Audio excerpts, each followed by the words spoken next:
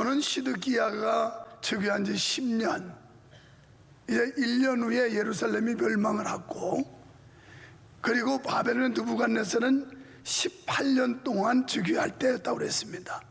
그런데 이 말씀의 내용에 보면 뭐냐면, 지금 바벨론이 지배를 하고 있는 땅을 사라, 이런 말, 밭을 사라는 거예요. 아이러니하잖아요. 지금 적군이 와가지고 적군의 수하에 있는 땅을 사라는 거예요. 이걸 예레미야를 통해서 유다 백성들에게 하나님이 명령하시는 겁니다. 저는 이 말씀을 가만히 묵상하면서, 이 원래 뜻은 너희가 바벨론의 포로로 가지만 70년 후에 다시 돌아올 것이라는 것을 상기시켜주고 약속으로 주는 겁니다만은, 제가 오늘 새벽에 묵상하면서 이렇게 이해를 했어요. 영적으로. 자, 우리가 이 땅에 머물러 살아요. 그리고 이 땅에서 우리가 사람의 삶을 살고 있지만, 그러나 앞으로 가야 할 천국, 이 천국을 소유하고 천국을 사야 된다는 거예요. 어떤 사람이 밭에 진주가 묻혔다는 걸 알고 자기 냉장고 팔고 뭐 논 팔고 밥 팔아서 그걸 샀다는 말씀을 예수님 비유로 말씀하잖아요. 우리는 결국 언젠가는 천국 갈 사람들이에요. 그런데 천당 가려면 일부 예배 때는 못 됐는데 아주 재밌는 이런 예화가 있었어요. 우리가 해외에 출국하려면 여권이 있어야 됩니다.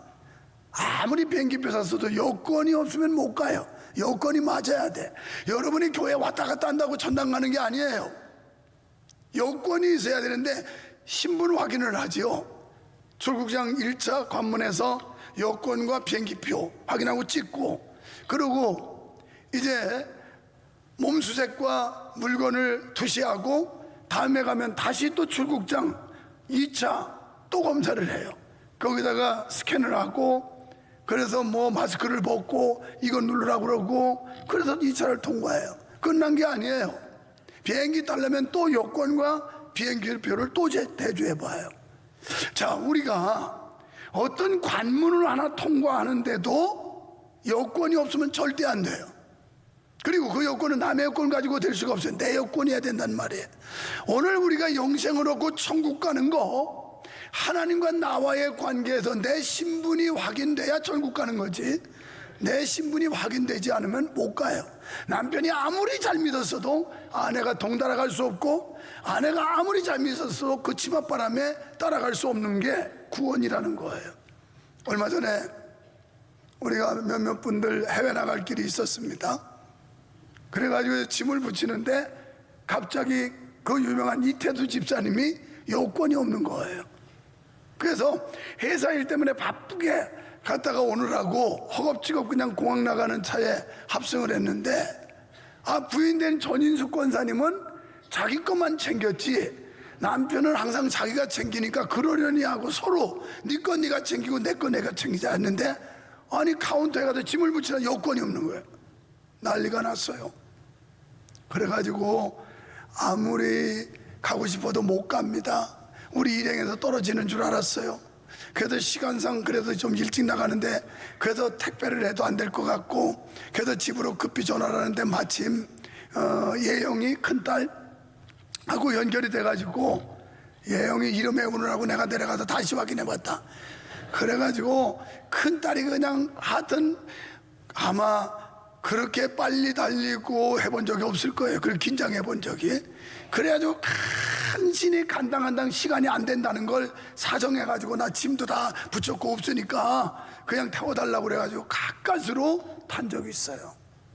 여러분, 우리가 천국 가는 것도 티켓이 없으면 안 되는 거예요.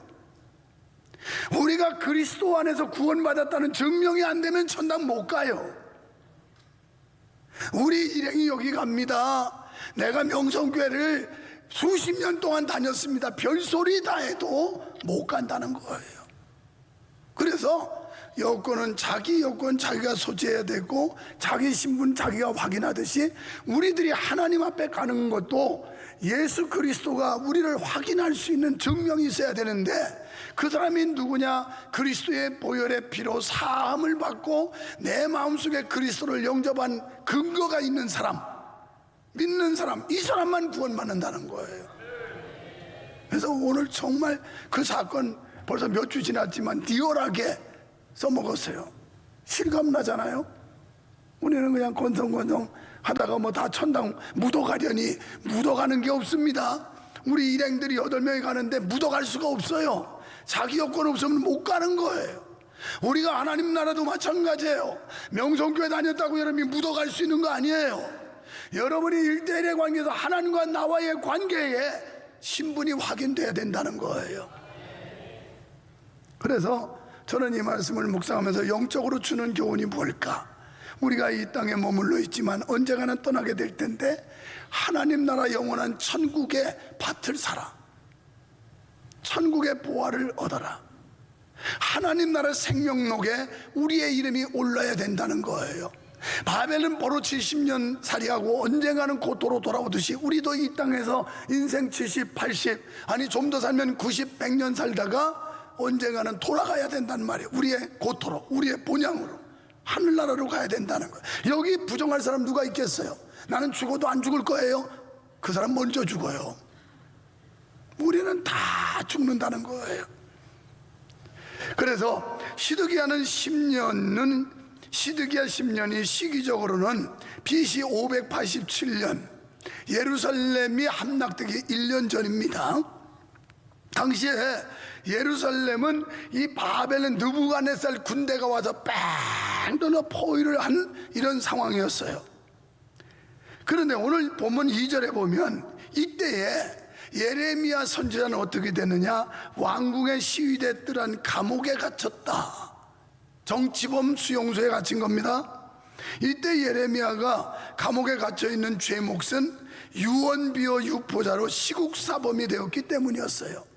그러니까 예레미야는 하나님께 받은 말씀을 바로 선포했는데 이게 유언비어라는 거예요.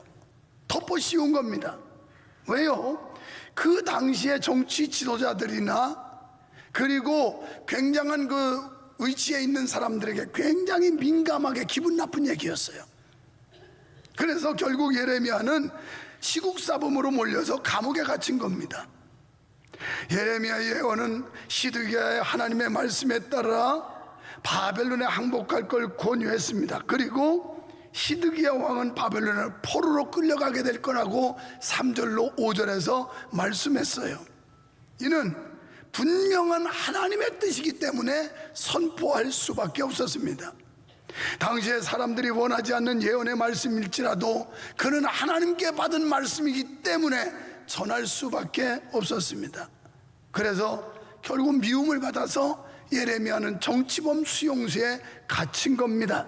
여러분, 여기서 우리는 두 가지 사실을 배울 수가 있는데요. 첫째로 죄로 인하여 심령이 강팍해진 성도는 아무리 하나님의 경고를 들어도 결코 뉘우침이나 회개할 조짐을 보이지 않는다는 것. 예수님께서 4가지 마음을 비유로 말씀하셨어요. 하나는 옥토가 있지만 하나는 길바닥, 또 돌짝밭, 가시밭 이런 밭이 있다는 거예요. 여기도 이 많은 사람들 속에 어떤 사람은 옥토와 같이 잘 부드러운 마음이 있는가 하면 어떤 사람은 돌짝 같은 그런 마음도 있고 어떤 사람은 아주 딱딱하게 다져진 길바닥 같은 사람들이 있어요. 이게 갈아엎어지지 않는 한 지금 말씀을 선포하지만 그 말씀이 들어가질 않아요. 탁탁 튕겨치고 또 여기서 들을 때는 그럴싸한데 교회 문 나가기가 무섭게 또 변심이 되는 겁니다. 그래서 돌짝 위에 있는 씨앗이 싹이 나다가 금방 햇볕 나니까 말라 죽듯이 도로제토기에 도로제토. 그래서 원래 태생부터 옥토밭이 아니라 옥토라는 것은 갈아엎는 거예요. 갈아엎어.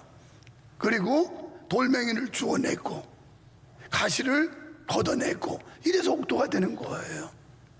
딱딱한 길바닥 같은 것도 성령의 쟁기로 막 갈아엎고 말씀의 괭이로 갈아엎고 이러면 부드러워지는 건데 이걸 거부하는 거예요. 받아들이질 않아요.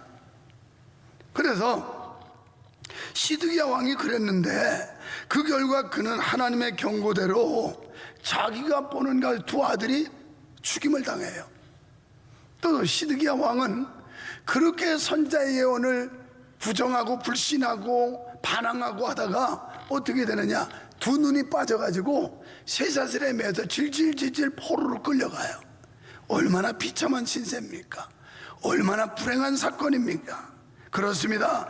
주님의 경고를 무시하고 회개를 거절하는 자의 결국은 필경, 불행과 비참함으로 끝내게 된다는 사실을 교훈해주고 있는 것입니다. 두 번째는 하나님의 선지자는 아무리 외압이 강하더라도 결코 비진리와 타협하지 말아야 한다는 거예요. 지난주도 제가 언급했나요? 목회하다 보면 보이지 않는 억압들도 있어요. 뭐 교인들이 막 저항하고 반항하고 대들고 뒤에다 뒤통도 치고 막 이래요. 그럴지라도 하나님의 종은, 하나님의 선지자는 불의와 타협하면 안 된다는 거예요. 비질리와 타협하면 안 된다는 거예요. 믿으시면 아멘. 이런 목사를 갖다가 소신과 주관과 그리고 확신 있는 목사를 비판하고 뭐 어쩌고 저쩌고 자기 마음이 길바닥 같고 돌멩이 같고 가시덤불 같으니까 은혜 못 받는 거지. 여러분, 개혁주의에서는 이 설교는 강의가 아니에요. 여러분의 동의를 구하는, 이해를 시키는 그런 강의가 아닙니다. 이건 선포예요. 그냥 강단에서 주의 종이 선포하면 믿고 안 믿는 건 여러분이 할 일이지만 아멘으로 받아 먹는 것 뿐이에요. 여기서 무슨 뭐 의장 손 들고 목사님 질문 있는데 이런 거 하는 게 아니에요. 예배 시간에는 그냥 하나님의 말씀이 선포되면 그냥 아멘하고 받아 먹어야 되는 거예요. 믿으시면 아멘. 이 원리를 몰라요. 마치 신약의 사도 요한이 어떻게 했습니까? 헤롯 왕이 자기 아내 빌립의 아내를 데려다가 겁탈을 해요. 그래서 이 헤로디아 이들의 부정함과 불의부당함을 갖다가 막 책망을 해요. 그러니까 헤롯 왕도 불편한데 헤로디아라는 여자가 더 불편했어요. 그래가지고 헤롯 왕이 헤로디아한테 물어요. 내가 너한테 뭘 해주면 기뻐하겠느냐? 나라의 절반이라도 주겠다 그랬더니 절반 필요 없고 요한의 목을 베가지고 소반에 담아 주시옵소서. 그래서 결국 사도 요한이 못배임을 당해요. 바른 말 하다가 진리를 선포하다가 목배임을 당한다고요. 이게 하나님의 종들이에요. 불의하고 불법하고 잘못된 걸 지적하고 경고하고 하는 게 하나님의 종들이 할 일이지, 적당히 얼버무려 가지고 그냥 종겨줬다고 하는 게 아니란 말이에요. 그래서 마태복음 14장 3절에 보면 전에 헤롯이 그 동생 빌립의 아내 헤로디아의 일로 요한을 잡아 결박하여 옥에 가두었으니. 자, 바른 말 한다고 잡았다고요. 자, 표현을 이렇게 했는데 여러분들이 설교 시간에 하나님의 진리를 선포하고 바른 설교한다고 기분 나빠하고 저항하고 반항하면 이거하고 똑같은 거예요. 헤롯하고 헤로디하고 똑같은 거예요. 자기 양심의 가책을 받고 자기의 형편에 문제가 되는 거 지적받으니까 기분 나빠가지고 공격하는 거 헤롯이 하는 행위나 다를 거 없어요. 우리는 하나님의 말씀을 들을 때 자기를 비춰보고 아 그렇구나, 아 그렇구나 그러면서 뭔가 개선하고 회개해야 되는데 그런 노력을 하지 않는 거예요. 이제 조금 뒤에 또 더 자세하게 나옵니다. 자, 당시에 예레미야 선지자는 충직한 예언자였어요. 충직한 예언자. 우리는 지금도 우리에게 말씀하고 있는 예레미야의 소리에 귀를 기울일 필요가 있다라고 하는 사실이에요. 사랑하는 성도 여러분, 오늘 우리는 하나님의 말씀에 귀를 기울여야 할 줄로 믿습니다. 그 이유는 하나님의 말씀이 복이기 때문이라는 거예요. 먼저 말씀을 즐거워하는 자가 복이 있는 줄 믿습니다. 여기서 말씀을 즐거워한다는 건 말씀을 사랑한다는 거예요. 말씀을 사랑한다. 또 말씀을 높인다. 하나님의 말씀을 그만큼 권위를 존중하고 하나님의 말씀을 높이는 걸 말하는 거예요. 계시록 1장 3절에는 이렇게 말씀을 합니다. 이 예언의 말씀을 읽는 자와 듣는 자와 그 가운데에 기록한 것을 지키는 자는 복이 있나니 아멘. 때가 가까움이라. 하나님의 말씀을 읽고 듣고 지키는 자가 복이 있다는 거예요. 여기서 읽고 끝나는 게 아니라 그 말씀을 삶 속에 적용하고 실천하려고 애쓰는 사람, 이런 사람이 복이 있다는 거예요. 그러나 예레미야 시대의 지도자들은 하나님의 말씀을 어떻게 하냐, 칼로 찢고 불에 태워버렸어요. 얼마나 사악했는지 하나님의 말씀을 칼로 찢고 불에 태워요. 예배 시간마다 조금 내용이 다릅니다. 1부 예배 때는 이런 말이었는데 2부 예배 때는 그게 없었어요. 요즘 시국 돌아가는 거 보십시오. 백일야에 드러나는데 홍장원이 그 지렁이 글씨 굉장히 신령하더라고. 어떻게 지렁이 글씨를 지가 해독해도 힘들 텐데 보좌관에다 시키니까 사람 이름으로 둔갑을 했대. 이걸 믿는 어리석은 백성들, 이런 거짓 술수에 권무술수에 속아 넘어갔고, 아니 내가 아무리 봐도, 내가 기도를 하고 신령한 눈으로 아무리 봐도 왜 이름으로 안 읽혀져? 존경하는 권사님들, 홍장원이 지렁이 글씨가 그게 이름 어디 비슷한 올챙이 유자도 안 나오더라. 내가 아무리 봐도 무슨 부족인지, 이런 걸 가지고도 이 시대가, 이 시국이 이렇게 엉터리 가지고 나라를 망치려고 하는데도 아무렇지도 않게 그걸 지지해요. 그런 걸 잘못된 거라고 지적하는 목사를 나쁘대? 나한테 덤벼? 그게 무슨 정치적인 설교라고. 불의 부당하면 헤롯처럼 야단 맞아야지요. 지적받아야지요. 사도 요한처럼 신랄하게 책망해야지요. 이게 목사가 할 일 아니요? 왜? 믿음의 생태 환경을 지켜야 되니까. 우리가 교회 생태 환경, 신앙생활하는 그리스도인들의 생태 환경, 자유민주주의를 지켜야 되니까 외치는 거야. 두 번째는 말씀을 듣고 순종하는 자가 복이 있습니다. 예레미야 선지자 때 위정자들은 하나님의 계시의 말씀 듣기를 거부했어요. 안 들어요. 옳은 소리, 바른 소리를 듣기 싫어하는 거예요. 여기 교회도 그런 사람들 많아요. 바른 소리 하면 싫어해요. 왜? 자기 이념, 자기 주관, 자기 생각, 경험 이런 거하고 막 충돌되니까 싫어해요. 그런데 예레미야 선지자 시대도 그랬어요. 그 이유는 하나님의 말씀을 들을 때 귀에 거슬렸다는 거예요. 좋은 얘기만, 부드러운 얘기만 하면 괜찮은데 귀 거슬리는 얘기하니까 막 열받은 거예요. 짜증나고 말이야. 짜증나. 여기는 그런 분이 아무도 없을 줄 믿어요. 아무도 없을 줄 알았더니 하나님의 말씀이면 그냥 아멘 하고 드세요. 그래서 하나님께서는 계시록 3장 20절에서 이렇게 말씀을 해요. 볼지어다 내가 문 밖에 서서 두드리노니 누구든지 내 음성을 듣고 문을 열면 내가 그에게로 들어가 그와 더불어 먹고 그는 나와 더불어 먹으리라. 아멘. 여러분, 성경에 보니까 예수님께서 강권적으로 우리 마음을 여는 게 아니고 문 밖에 서서 점잖게 노크를 하는데, 노크 소리 듣고 내 음성을 듣고 문을 열면, 오늘 여기 앉아서 은혜 받으려면 마음 문을 열어야 돼요. 예수님께서 빗장을 꺾고 바를 열고 이렇게 안 한다고 그랬어요. 그냥 말씀을 통해 노크하는데 내 음성을 듣고 마음을 열고 나를 영접하면 내가 그로 더불어 그는 나보다 먹고 마시리라. 축복이 온다는 거예요. 여러분, 마음은 여시기를 축원합니다. 예수 그리스도의 말씀이 여러분 속에 들어가기를 축원합니다. 그래야 은혜 받아요. 그래서 계시록 3장 22절에서는 귀 있는 자는 성령이 교회들에게 하시는 말씀을 들을지어다. 아멘. 여러분, 들을 귀가 있는 사람들은 설교 시간에 와서 그 말씀이 얼마나 송이꿀처럼 달은지 귀에 쏙쏙 들어와. 그런데 귀가 먹은 사람들은 아무것도 안 들어와. 이제 끝낼까요? 그럼 고린도후서 1장 20절 한번 보고. 하나님의 약속은 얼마든지 그리스도 안에서 예가 되니 그런즉 그로 말미암아 우리가 아멘하여 하나님께 영광을 돌리게 되느니라. 아멘. 우리 교회는 이런 교회가 되기를 소원합니다.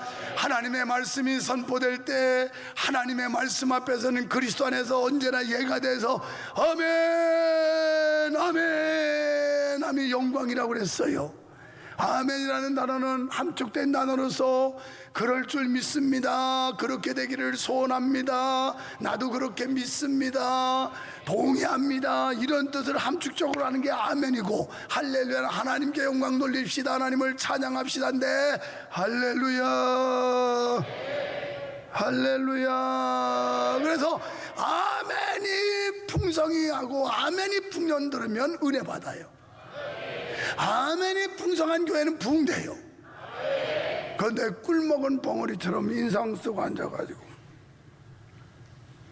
고개는 15도로 기울어져가지고 지금 없으니까 그러는 거예요. 그러면서 관전하는 거야. 아, 목사 설교 되게 기네. 뭘 길기는 금방 갔잖아, 시간 지금. 뭐 한 것 같지도 않은데. 형민 집사 그렇지? 금방 갔지, 시간? 아주 젊은 사람들은 금방 갔다 오라고, 나이 먹은 사람은 못 알아들으니까 아이고 졸려, 그건 늙었다는 표시야. 이런 설교를 듣고, 이 재밌는 설교 듣고 벌써 끝나나, 좀 더 하시지. 없어요, 미천이 끝났어요. 하나님 아버지 감사합니다. 전하는 자, 듣는 자, 전하는 자도 가감없이 전해야 되고 듣는 자도 가감하지 말고 받아야 될 줄 믿습니다. 우리 교회가 이런 교회 되게 하셔서 은혜가 충만한 교회 되게 하시고 하나님이 기뻐하시는 교회 되게 하여 주시옵소서. 예수님 이름으로 기도하옵나이다. 아멘.